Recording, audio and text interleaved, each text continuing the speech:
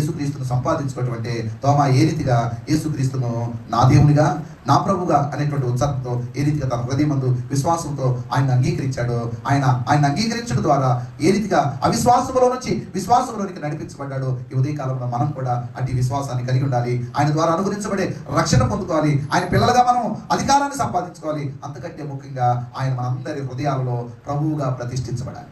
ఎక్కడ చెప్పండి గట్టి, మనందరి హృదయాలలో ఆయన ప్రభువుగా ప్రతిష్ఠించబడాలి. పేతురు రాసిన పత్రికలు అంటాడు, పేతురు భక్తుడు చదవండి, పేతురు రాసిన మొదటి పత్రిక 3వ అధ్యాయం 15 వచ్చి చదువుదాం.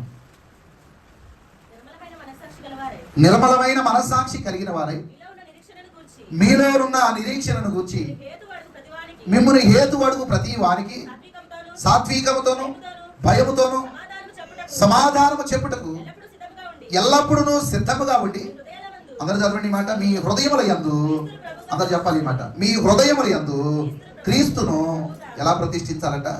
ప్రభువుగా ప్రతిష్ఠించాలి. ప్రభు అంటే అర్థం ఏంటి? విశ్వాసంతోనే మన హృదయంలో ఆయన ప్రభువుగా, యేసుక్రీస్తు వారిని ప్రభువుగా దేవునిగా అంగీకరించాడు కదా. మరి వాటి రెండింటి మధ్య ఉన్నటువంటి వ్యత్యాసం ఏంటి అని అంటే, ముందుగా అసలు దావీదు ఒప్పుకున్నట్టు మనం చదివిన రీతికి 23వ వచనంలో, నాకు న్యాయము తీర్చుటకు